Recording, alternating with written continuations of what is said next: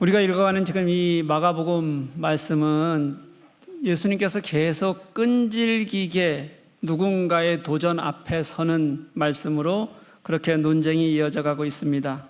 처음에는 유대교 최고의 권위를 가진 기구인 산헤드린을 대표하는 사람들이었던 대제사장, 서기관, 장로들이 와서 무엇을 가지고 논쟁을 하자고 했을까요? 기억납니까? 처음에는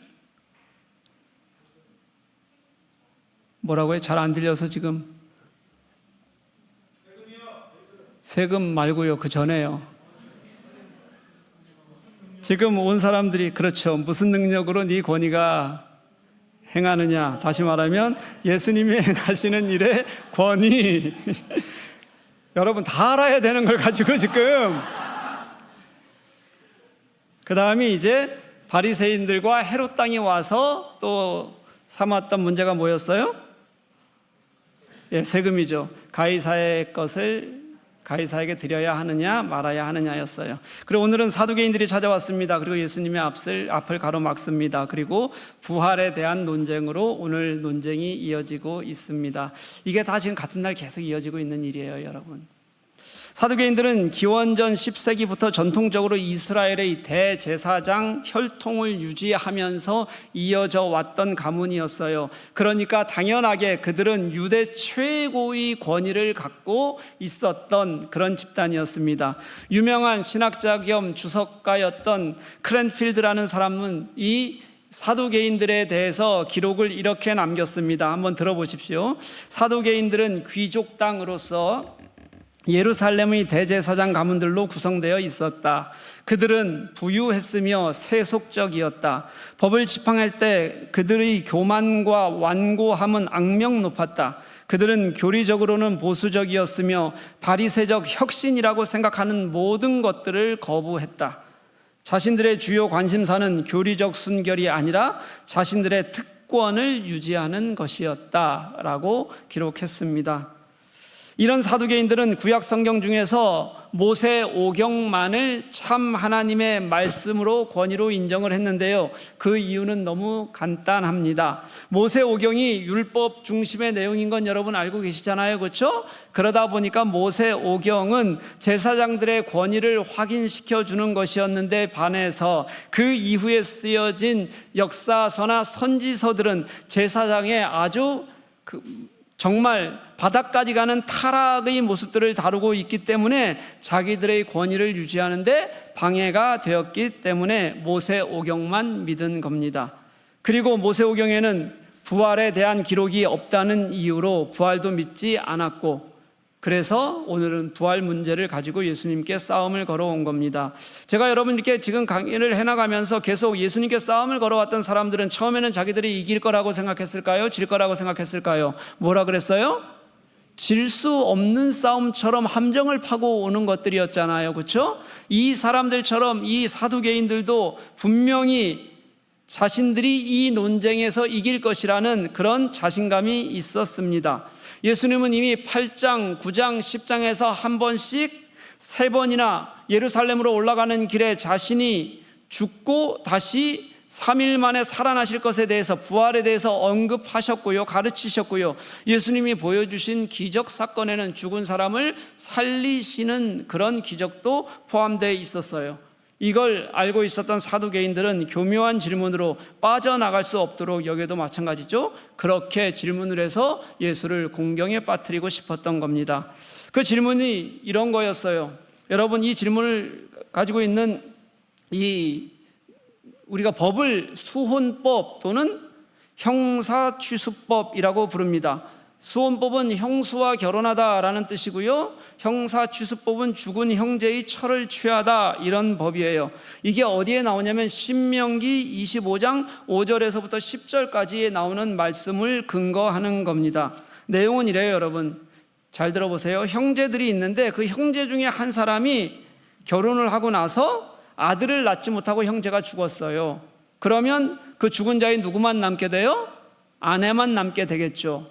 그 아내를 다른 형제 중에 하나가 다시 자신의 아내로 삼아야 된다는 율법입니다. 어때요, 여러분? 이 율법 여러분이 생각하면 별로예요? 별로예요? 네, 우리가 생각하면 이게 뭐지? 뭐 성경을 잘 안 읽으셨던 분들도 이게 있다는 건 아니까, 그렇죠? 그냥 대충 넘어갔다가 오늘 말씀 속에서 나오니까 김 목사가 무슨 얘기를 할지도 좀 궁금하지 않습니까? 아무래도 우리의 생각으로는 잘 이해되지 않는 겁니다. 여러분, 하지만 이걸 현대 사회의 선진 문화 안에서는 이해하기 어렵지만 고대 사회에서는 아주 흔한, 거의 대부분의 나라에 있던 일이었습니다. 우리나라에서만도 여러분, 신라 시대는 근친혼을 장려했어요. 신라 시대는요, 왕가는 거의 근친혼들이 굉장히 많았습니다. 이유가 뭘까요? 왕가의 혈통 정통성을 유지하기 위해서였어요. 그런 것처럼 우리나라는 그때부터 시작해서 이게 언제까지 이어졌냐면 고려 시대까지도 쭉 근친혼이 이어졌고요. 조선 시대가 들어오면서 우리나라의 유교 사상이 조선 시대의 기본 사상이잖아요. 그러면서 근친혼을 엄격하게 제한했지만 목의 혈통인 경우에는 그마저 이게 어느 정도 허용이 되어 있었기 때문에 우리나라도 근친혼이 언제까지 거의 지속되고 있었다고 생각하면 되냐면 지금부터 약 한 100몇십 년 전까지도 우리나라에도 있었던 일이에요. 그럼 여러분, 다른 시대, 다른 문화는 왜 그랬는지 제쳐두고요. 하나님은 왜 수혼법을 두어서 아들이 없는 죽은 형제의 아내를 또 다른 형제의 아내가 되게 하셨을까? 이거에 집중해서 말씀을 좀 나눠보고 싶습니다. 두 가지 이유가 있습니다. 하나는 혈통상의 이유와 재산상의 이유였어요. 죽은 형제의 혈통이나 재산을 그 죽은 형제의 자녀로 이어가게 하려는 것이 이유였습니다. 고대 사회에서는 여러분, 사회 시스템이라는 게 지금과는 많이 달라서요, 혈통을 잇는다는 것이 사회 시스템을 지키는 굉장히 중요한, 아주 가장 중요한 이유였어요. 도구였어요. 그러니까 이것이 꼭 필요했다는 거겠죠. 또 하나는 뭐냐면 여러분, 죽은 자의 아내를 보호하기 위한 것도 하나님의 뜻 안에는 굉장히 크게 들어가 있었어요. 여러분, 과부가 되면 당시에는 아무런 경제적 안정이 없는 존재로 전락하는 것이 당시의 사회적 재산을 분배하는 방법이었습니다. 그러니까 성경에 보면 여러분, 가장 어려운 빈곤층으로 늘 예를 들어서 나오는 게 누구하고 누구예요? 고아와 과부인 겁니다. 이것도 마찬가지로 다 이유가 그런 거예요. 그래서 성경에서는 그들을 어떻게 하라 그랬어요? 잘 살피고 돕고 하는 것을 아예 율법에 박아 놓아서 그런 사람들이 하나님 백성 안에는 생기지 말아야 된다는 것을 가르치기도 하셨어요. 형제의 아내가 그런 어려움에 내몰리지 않게 하려는 것, 그것이 수혼법의 또 한 가지 이유였던 거죠. 이 수혼법이 하나님께서는 분명히 목적이 있으셨고 사람을 사랑하시는 목적이 있으셨는데, 이걸 부활 논쟁으로 이제 가지고 가면 정말 답을 찾기가 어려운 킬러 문항이 되는 겁니다. 질문이 이거였어요. 사두개인들의 질문이. 칠형제가 있는데 첫째가 결혼을 했는데 자녀가 없이 죽었어요. 그럼 둘째가 그 여자와 결혼해야 되잖아요. 결혼했어요. 근데 둘째도 자녀가 없이 죽었어요. 그런 상황이 셋째, 넷째까지 이어지고 일곱이 다 자녀가 없이 죽고 그 여인도 죽었습니다. 그럼 이제 부활의 때가 올 텐데, 부활의 때가 된다면 다 살아나잖아요. 이 여자는 첫째부터 일곱째 중 누구의 아내가 되겠느냐라고 묻는 질문이었어요. 여러분, 어렵습니까? 쉽습니까? 어때요, 여러분? 여러분 생각에는 누구의 아내가 될 것 같습니까? 지금 뭐라 그러는지 하나도 안 들려요. 첫째요? 왜요? 장자 우선주의예요? 아들이 혼자죠, 그죠? 둘이에요? 아, 둘입니다. 네. 이걸 여러분 조금 성경 이야기 속에서만 보기가 좀 그러니까 우리가 우리 생활에, 아주 실생활에 가깝게 제가 질문을 한번 해볼게요. 우리 시대의 바둑과도 마찬가지예요. 만약 한 여자가 결혼을 했는데 사별을 했어요. 너무 사랑하는 사이였는데 사별을 한 거예요. 그리고 나서 다시 재혼을 하게 됩니다. 시간이 지나서. 그리고 이들이 다 죽었어요. 뭐 나쁜 짓을 한 것도 아니고 사별하고 정말 서로 사랑하는 사이였는데 둘 다 그리고 죽었어요. 그리고 천국에 갈 거 아니에요? 그럼 이 여자는 누구의 남편이 되어야 돼? 누구의? 두 남자 중 누구의 아내가 되어야 될까요? 예수님이요? 여러분, 우리가 헷갈리듯이 이 질문이 얼마나 어려운 질문인지는 그곳에 있는 모든 사람들이 느꼈을 겁니다. 예수께서 어떻게 대답하실까 긴장하면서 대답을 기다렸을 거예요. 우리도 오늘 그 궁금증을 예수님의 대답 속에서 한번 찾아보려고 합니다. 이제 예수님이 말씀을 좀 길게 한 절이 길어지면서 예수님의 대답이 이어지는데, 사실은 우리는 예수님의 대답을 본문 속에서 읽었지만 그럼에도 불구하고 다 이해하기가 어려웠을 겁니다. 그래서 구조를 먼저 보고 나서 예수님이 무슨 말씀을 하고 싶으셨는지를 먼저 깨닫고 나서, 그리고 나서 말씀을 계속 이어보면 좋을 것 같습니다. 구조가 이렇습니다. 첫 번째 24절 말씀에 예수님은 사두개인들을 책망하고 있는 거예요. 앞부분은 첫 번째 너희가 오해했던 이유는 뭐냐면 너희가 성경을 알지 못하고 있는 거다. 너희가 하나님의 능력도 알지 못하기 때문이다 라고 얘기하고요. 그 다음에 25절, 26절, 27절 말씀에서는 그들이 하나님의 능력을 알지 못하는 그것이, 그 하나님의 능력이 죽은 자도 살리시는 하나님이시다 라는 거고요. 그 다음에 그들이 성경을 알지 못한다고 말했던 B는요, B에서는 아브라함과 이삭과 야곱의 하나님은 살아있는 하나님이시다라고 말하는 거예요. 살아있는 하나님이 그들의 하나님이시다라고 말하는 거고요. 그리고 나서 마지막에는 처음엔 너희가 오해했다고 얘기하는 것처럼 너희들이 이걸 이렇게 알지 못할 정도로 너희들은 성경을 완전히 잘 모르고 있다는 것을 이 말씀 속에서 가르쳐주고 있는 거죠. 24절에서 성경은 그렇게 중요하게 여기는 사두개인들의 무지함, 성경을 그렇게 잘한다고 얘기했던, 특별히 누가 보아도 어디에는요 모세 오경에 대해서는 최고의 권위를 가지고 있는 그들에게 예수님께서는 책망하고 있는 겁니다. 너희가 뭘 몰라요? 성경도 알지 못하고 또 뭐도 몰라요? 하나님의 능력도 알지 못하는 사람들이라고 책망하는 거죠. 그리고 나서 아까 보았던 이 두 가지 이어지는 주님이 가르치시려는 핵심에서 우리가 알아야 될 것은 뭐냐면, C-에서 우리가 알아야 될 것은 뭐냐면, 우리가 하나님의 능력을 우리는 어떻게 보고 있는가요? 진짜 하나님의 능력을 믿고 있는가? 그리고 다시 B-로 넘어와서 그들이 성경을 알지 못한다고 얘기할 때 그들이 알지 못했던 그 하나님은 내게는 그럼 진짜 나는 알고 있고 내게는 참 하나님이신가, 어떤 하나님이신가를 분명히 아는 것이 오늘 말씀을 이해하는, 예수님이 주신 말씀을 깨닫는 가장 중요한 핵심이 되는 겁니다. 예수님은 사두개인들의 그 잘못을, 성경을 오해하고 있다고 말하면서 그 이유를 뭐라고 표현했냐면 하나님의 능력을 알지 못하기 때문이라고 분명히 못을 박으셨어요. 여러분, 성경을 안다는 사람들이 뭐를 모른다고요? 하나님의 능력을 알지 못한다, 이렇게 말하는 겁니다. 다시 말하면 여러분 이런 겁니다. 성경은 여러분 말씀을 그냥 글로, 또는 말씀을 무엇인가 그냥 하나님께서 적어주신 말씀으로만, 신학적 사고로만 읽는 것, 그리고 또 하나님의 능력이 함께 하시는 하나님이 살아계심을 믿으며 함께 이 성경을 읽는 것, 이 두 가지가 적절하게 함께 사용돼야 진짜 성경을 제대로 읽을 수 있다는 뜻이에요. 만약에 여러분 성경을 말씀으로만, 신학적으로만 읽는다고 생각해 보십시다. 이 목사들이 이런데 굉장히 잘 빠져들거든요. 이 학적으로 읽으려고 자꾸 하는 거예요, 여러분. 그러니까 이 성경의 이것은 기원이 무엇인지, 컨텍스트는 무엇인지, 이것이 원본인지 사본인지, 그리고 또 사본이라면 언제 쓰여졌는지, 이 말씀 속에서 이것은 진짜 우리가 볼 때 가능한 일인지 아니면 다른 의미가 있는지, 이런 걸 계속 찾다 보면, 그리고 이런 걸 가르치다 보면 엄청 똑똑하게 보일 수는 있어요, 여러분.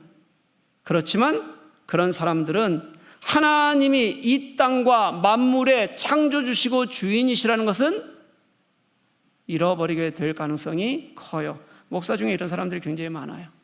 또 여러분, 하나님이 능력을 가지신 분이시다라는 것에만 치중하게 되면 하나님의 성품에 기초한 참 진리의 말씀 속에서 하나님이 누구신지를 참으로 알아가는 이 중요성을 잃어버리게 되고요, 대신에 뭐만 쫓아다니게 되냐면 그 능력의 기적만 쫓아다니는 거예요. 그래서 기적이 있는 현상들, 그것만을 찾아다니면서 참된 하나님의 계시를 제대로 이해하지 못하는 경우들도 굉장히 많습니다. 성경은 여러분 하나님의 말씀으로, 하나님이 우리에게 당신을 계시하시는 가장 큰 권위라는 것을 인정하면서요. 하지만 그게 그냥 책과 글이 아니라 그런 계시가로 맞춰지는 게 아니라 창조주 하나님의 능력이 이 글 속에 함께 하시고 그 능력이 지금 그 하나님을 믿는 이들에게 함께 하신다는 것을 확실히 믿는 이 두 가지가 같이 가야 성경을 제대로 이해할 수 있게 된다는 뜻입니다. 여러분 그렇게 성경을 보고 계십니까? 뭐 이런 데도 대답을 못하면 어떻게 해요? 한쪽으로 치우쳐 계십니까? 예, 그렇게 성경을 보아야 합니다. 사두개인들이 놓친 것이 그거였어요. 그들은 부활신앙을 자신들이 읽는 모세 오경에서 찾을 수 없다는 이유로 믿지를 않았던 겁니다. 하나님이 하실 수 있다고도 생각하지 않는 겁니다. 그러니 당연히 십자가의 예수도 그들은 믿지 않을 거예요. 예수 부활도 그들은 받아들일 수가 없는 거고요. 그러면 우리가 겪게 되는 당연한 결과가 무엇이 되는 거냐면 창조주 하나님을 우리 인간이 살아서 경험하는 물리적 환경 속에만 가두어 두게 되는 거예요. 사두개인들이 그랬어요, 여러분. 하나님의 능력마저 물리적 환경에 가두어 두다 보니까 우리의 부활 이후의 모습도 그런 물리적인 모습과 당연히 같을 거라고 전제하고 그리고 질문을 던지는 겁니다. 여러분, 근데 이게 이들만의 문제가 아니라요, 우리도 똑같은 문제를 가지고 살아요. 상당히 많은 사람들이, 그리고 교회들이 거기에 넘어갑니다. 천국을 보고 왔다고 말하는 사람들 얘기 들어보신 적 있으십니까? 보통 천국이 뭘로 만들어졌다 그래요? 뭘로 만들어졌어요? 금은보화 화려한 보석들로 만들어져 있고 너무 아름다운 곳이다 라고 어디에 쓰여져 있어요? 성경에 쓰여져 있어요. 뭐 여기까지는 괜찮아요. 근데 또 어떤 사람들은 천국이 이렇게 나누어져 있다, 12단계로 나누어졌다고 한동안 엄청 한국에서 막 이 사람 데려다가 막 집회하고 그러는 거 보니까 제가 속이 너무 상했어요. 그러면서 가장 높은 단계는 누가 있고? 순교자가 있고, 가장 낮은 단계는 어떤 사람들이 있냐면 죽기 전에 바로 믿은 사람들. 여러분들은 바로 믿은 사람들 하니까 한 11단계쯤에 있는 걸로 칩시다. 그냥 뭐 별 얼마나 뭐 뛰어나서 어디까지 갈 거. 순교하실 분들은 가서 순교하시고 1단계로 가시든가요. 천국에 뭐가 존재하는 거예요, 여러분? 계급과 차별이 존재한다고 말하는 거예요. 그러면서 우리가 진짜 이 땅에서 노력해야지 된다라고 그러면서, 근데 그 교회, 멀쩡한 교회들이 그런 사람들 데려다가 강의를 시키고 집회를 한단 말이에요, 여러분. 또 어떤 사람들은 이 땅에서 어떻게 살았는지에 따라서 누구는 보석이 많고 크고 좋고 너무 화려한 곳에 산다 그러고, 어떤 사람들은 뭐도 없는 데 살아요? 예, 많이 들어보시니까 알잖아요. 지붕도 없는 데 살더라 가니까. 천국이요. 여러분들은 지붕이 있어요? 잘 모르겠어요. 세계에서 가장 큰 교회를 세운 한국 목사가 번역한, 번역이에요, 다른 외국인이 쓴 거고요, 천국은 확실히 있다는 책이 있는데 그 책이 한국에 굉장히 많이 팔렸어요. 그 세계에서 가장 큰 교회 성도들은 다 읽었을 겁니다 라고 얘기할 수는 없지만 상당히 많이 읽었을 겁니다. 거기는 이렇게 그 사람이 천국을 보고 왔다고, 그러면서 천국은 진짜 있다고 말하면서 이렇게 쓰여져 있어요. 그 책은 다 물질주의, 만문주의로 가득 차 있습니다. 자신이 보고 온 천국에 자기 이름이 황금 면패로 달려있는 집이 있더라는 거예요. 거기에 대저택이라는 거예요, 그 저택이. 그리고 웅장한 계단이 있어서 올라가면 침대는 방으로 들어가면 으리으리했다. 머리판에는 파란 보석들이 달려 있었다.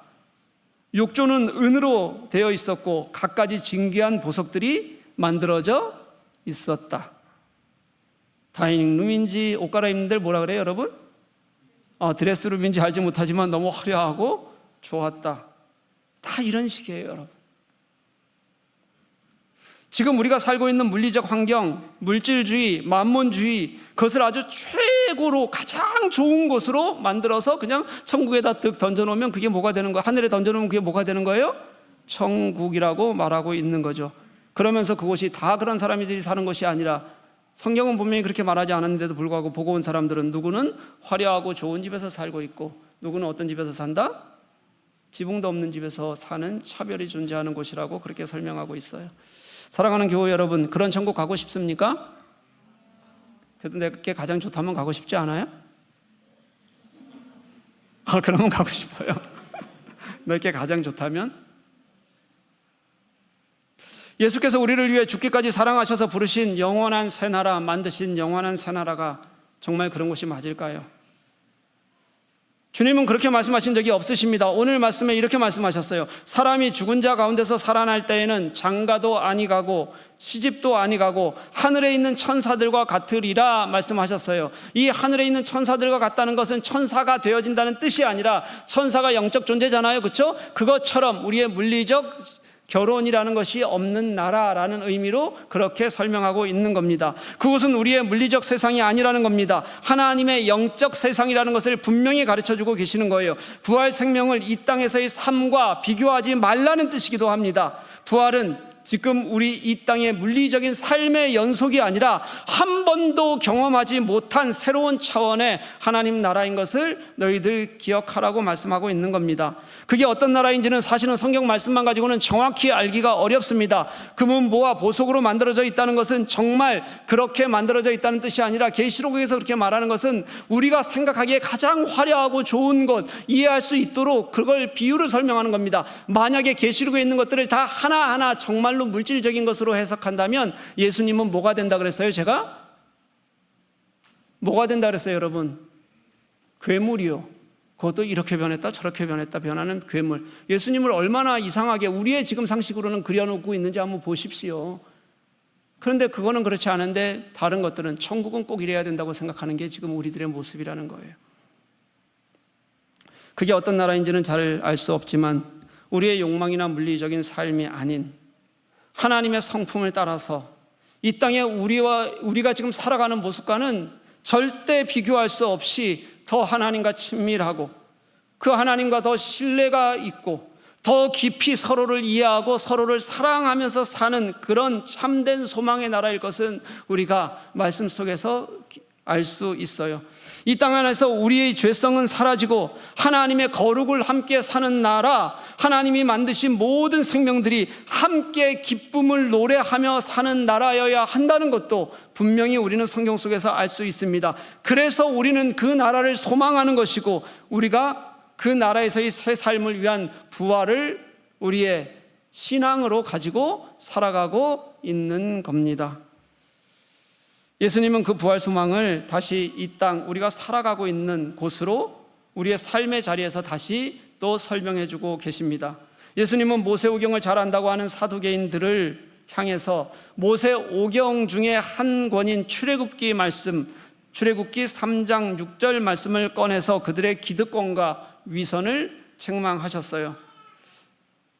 죽은 자가 살아난다는 것을 말할진대, 부활에 대해서 말씀하실진데, 너희가 모세의 책 중 가시나무 떨기에 관한 글에 하나님께서 모세에게 이르시되 나는 아브라함의 하나님이요 이삭의 하나님이요 야곱의 하나님이로라 하신 말씀을 읽어보지 못하였느냐? 그리고 나서 27절에 뭐라고 말씀하시냐면, 하나님은 죽은 자의 하나님이 아니요 산 자의 하나님이시라 라고 선포하셨어요.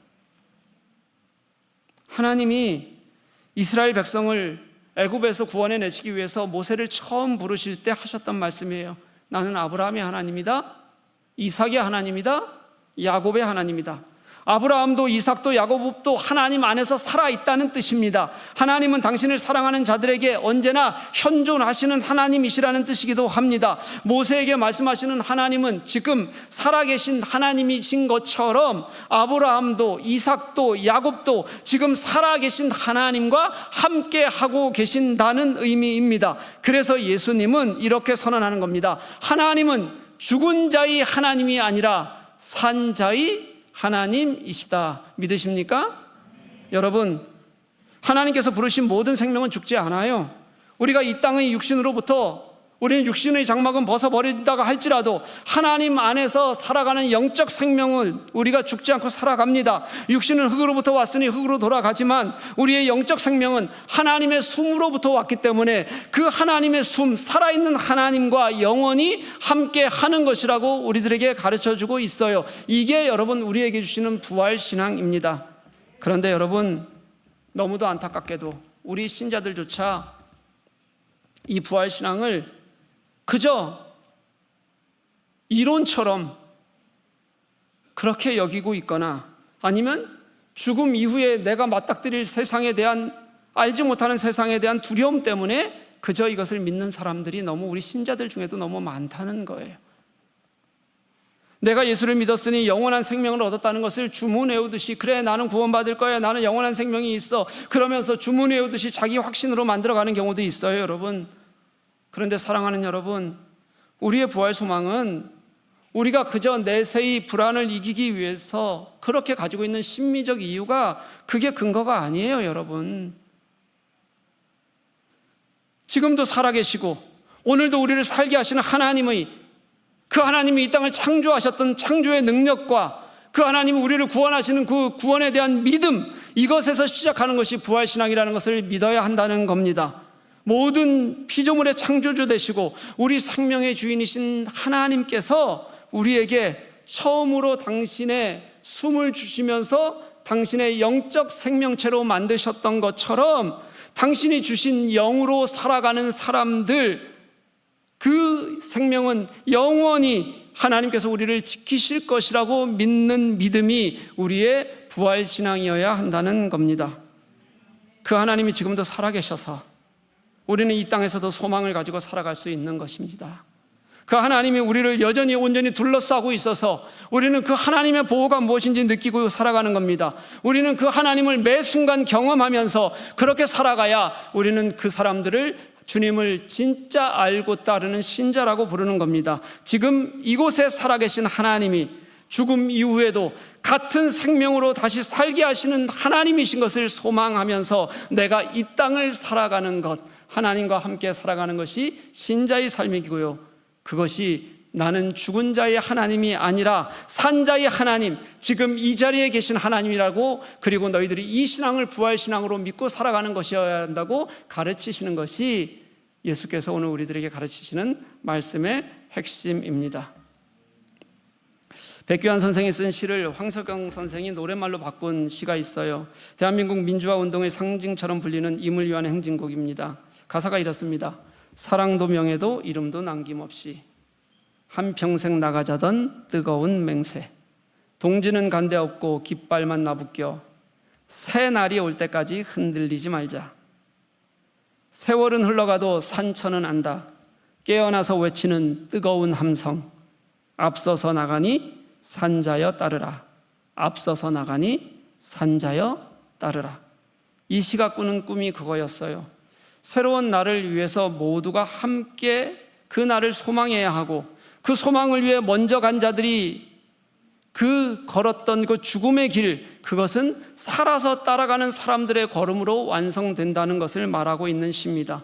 그게 민주화의 길이었고요, 앞선 이들의 희생이 다음 길을 가는 사람들에게도 똑같이 살아있는 소망이 되어서 함께 걸어가게 될 때 민주주의는 한 걸음씩 진보하게 된다는 그런 말씀 시예요.